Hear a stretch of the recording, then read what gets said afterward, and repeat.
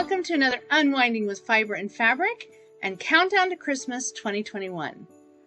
Today I am going to finally be able to share a collection of gingerbread men that I have been making over, it's now been about 25 years since I started doing these.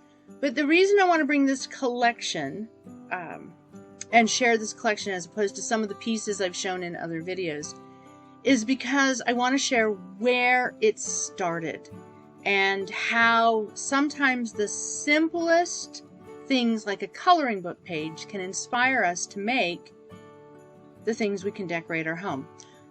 Let's just put out there, if I'd had time, I would have made gingerbread cookies and decorated them to share, but prior to this video, I did not have time, and if I do get them made, I will, I'm sure, share some of them on my Instagram. But I love gingerbread cookies. Specifically, I love cutting out. I have a gingerbread recipe that I have kind of created on my own based upon a rolled out sugar cookie, a frosted sugar cookie that I grew up making. And I love it because it has the hint of ginger. It has a little bit of a kick. It's a cinnamon spice with a tiny bit of cayenne just to give it a little bit of zip. And I put a simple buttercream frosting or icing on it. It's a favorite. What I love about it is even if I just cut out little tiny gingerbread dudes, they make just the best little snack. And so they are my favorite at Christmas time. They take a little bit more time to make. I am sure I will make some, or my daughter will make some, or we'll all make some before Christmas arrives. But I am going to only show here today the stuff that is made with fiber and fabric that doesn't leave my hands looking like I've been playing with food coloring.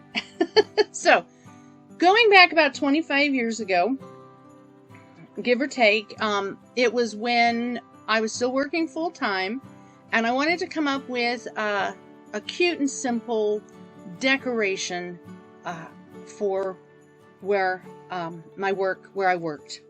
And I had some coloring book pages that had, I think I'll set the basket here for just a minute. And it's simple design for a gingerbread boy, that I made a gingerbread boy and a gingerbread girl. She's a little worse for wear. The glue has come undone from the back. But I cut out the simple shape from the coloring book pages, and then I added pieces as clothing. And the clothing is actually sewn on with a satin stitch, and this was, I had a very basic machine at the time. It was before I had ever considered going computerized with my sewing machines, so a very simple creation to make. Some lace, some buttons,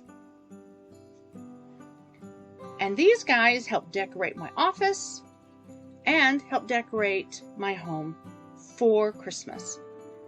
So, simple coloring book pages. But they needed some friends. So, they have their friends that are reindeer. Although, I always kind of thought they didn't look so much like reindeer, as in, they look more like Christmas mooses. And again, they're a little worse for wear after all these years. But I wanted to show you them because the detail on the antlers is just a straight stitch done on my sewing machine. Just some hair. Her bow clearly needs to be retied. This is all just, her face is just done with a scallop satin stitch on my sewing machine. Nothing fancy, nothing complicated. The bows are stitched on, really simple, nothing elaborate. There's the front, there's the messy back, and I've just hot glued the ribbon on. So, simple felt ornaments tracing a coloring book page. That's some of the things that helped decorate my world many, many years ago. But not to leave it there, I thought, well, if I do a little adjustment to the feet, let me show you. If I do a little adjustment to the feet, then, and I shrink it down, I can make small gingerbread ornaments. And I loved Little Pioneer Girls,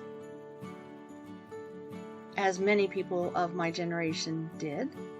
And so with this is just the little gingerbread dude, only with a small rectangle. This was just a rectangle of fabric gathered and attached.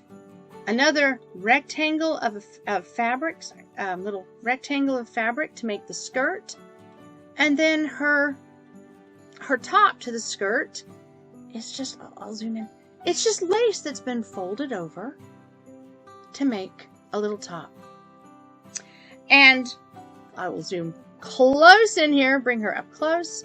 You will see her face is drawn on with Sharpie markers, and it looks like she's been eating gingerbread cookies because the markers have bled at some point and she has a red stain around her lips. So she has either been eating too many gingerbread cookies with red food coloring icing, or maybe she's been hanging out too much under the mistletoe and her lipstick is smeared.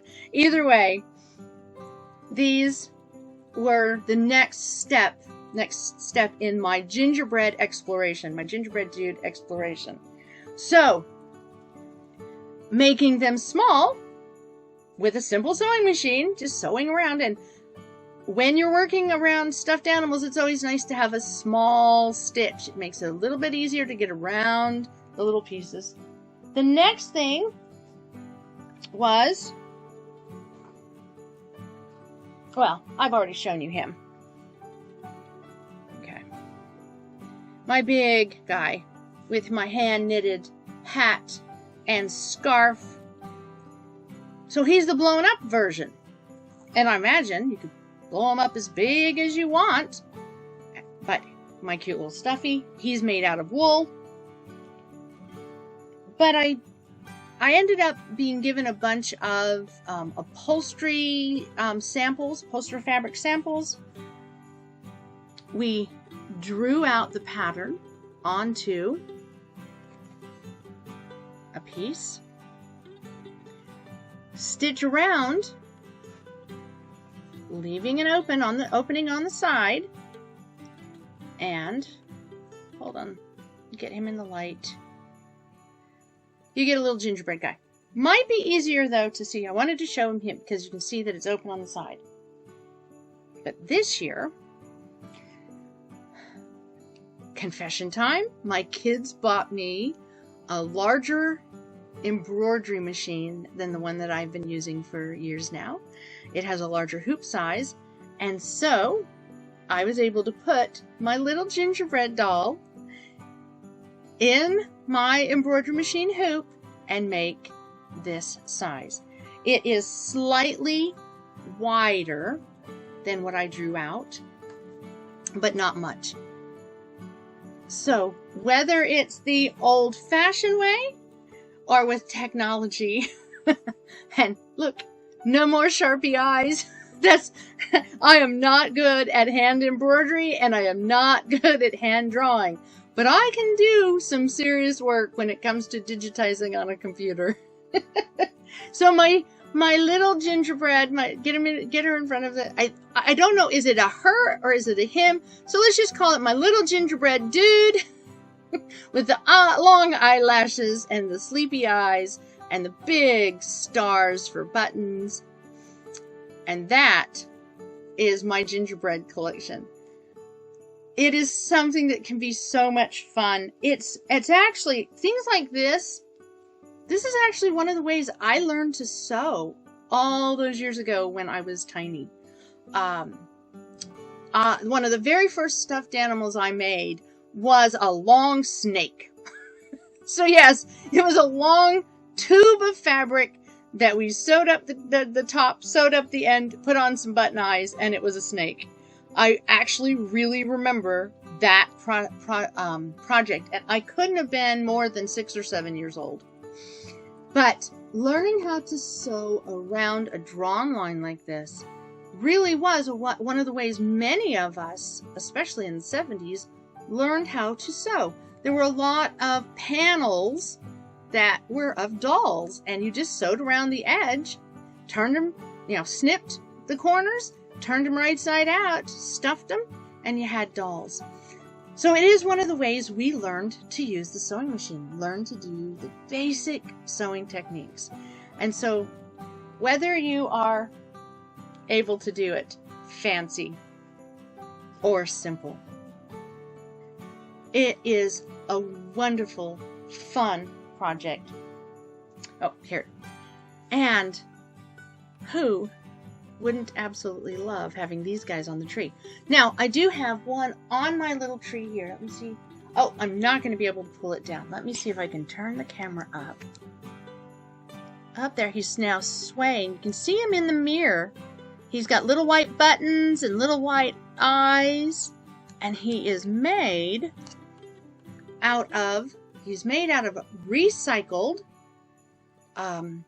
wool, woven plaid vest jacket for a little kid that I found. And I took this little coat jacket thing that was a little worn in places, and I cut it up into lots of them. And I ended up getting something like 8 to 10 of those little gingerbread guys. And it was just a matter of sewing on the buttons and putting on, in that case, I actually embroidered the eyes, just simple little French knots or cross stitch type thing, and they hang on my tree. And one of the things that I've mentioned before, it's always nice to have something like these little guys when you have cats and little kids, because these can really fill out the bottom of your tree. They are safe, they can handle cats and kids, and they keep the bottom half of your tree decorated when all the more delicate stuff goes up high. So, little gingerbread dudes, however you want to decorate them, they are a fabulous unwinding with fiber and fabric. I hope you can take some time to unwind today, and I hope that you're having a wonderful and blessed Christmas season. We will see you again tomorrow, and until then, have joy.